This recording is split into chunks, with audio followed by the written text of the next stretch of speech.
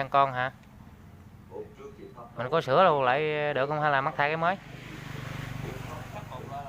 Vậy đó ha, cũng hay ha.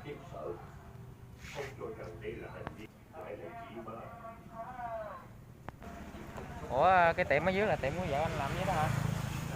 Còn hai vợ chồng làm sát bên luôn ha.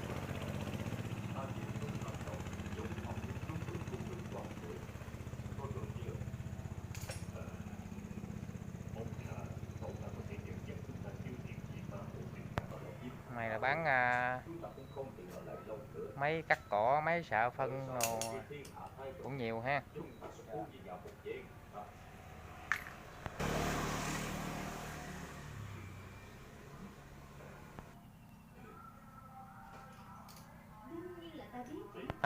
Một cái bình đổ vô đầy bình xăng mình pha cỡ 3 cái nắp nhớt của cái chai nhớt có được không ta? Được. Cái đó là vừa ha. Bình quân khoảng 3 nắp. Vậy đó hả? Một bình xăng này là cả lít đó. Là từ 60. Dạ. Từ 60 cho tới 80 nắng được.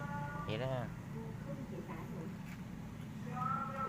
Tại vì cũng không có gành không đó. Rồi cũng ước lượng pha đại vậy đó à.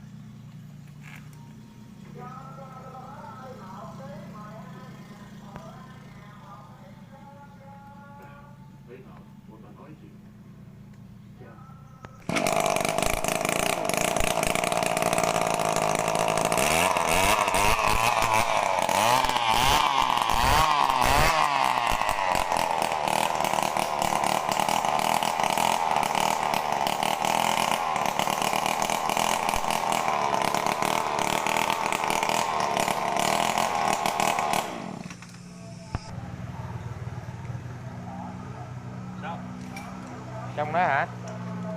Là xong. Có lý quá ha. Đúng là anh hay ngọt, sữa máy chạy nó ngọt thấy xạ luôn nè.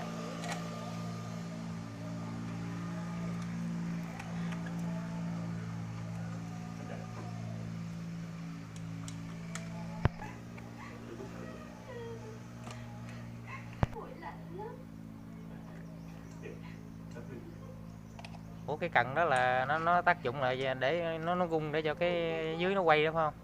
Dạ, cái này là lắp dây anh. Lắp dây hả? Lắp dây này là để cho mình quay tới quay lui nó dễ. Dạ.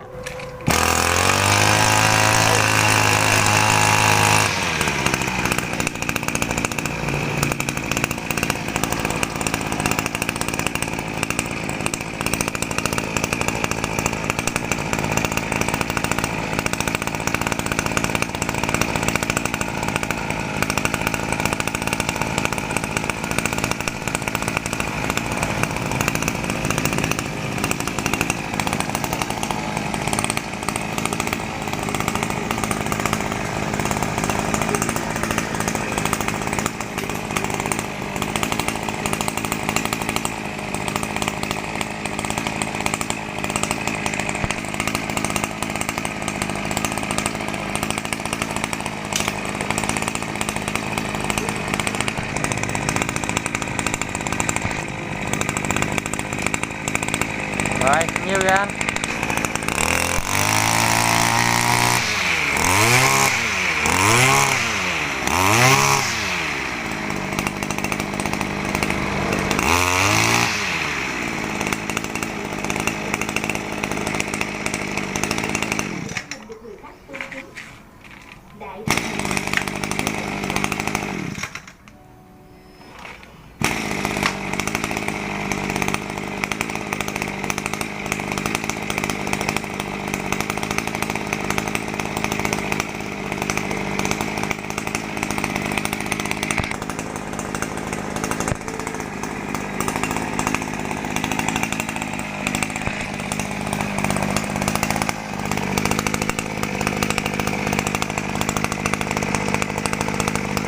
Cắn nó lại cho nó gọn ha.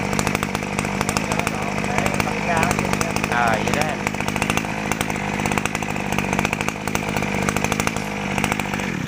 Rồi xong anh ơi. Rồi, nhiêu tiền với anh? 30.000 đó. 30.000 phải không? Dạ. Rồi. Em cũng cảm ơn nhiều nha.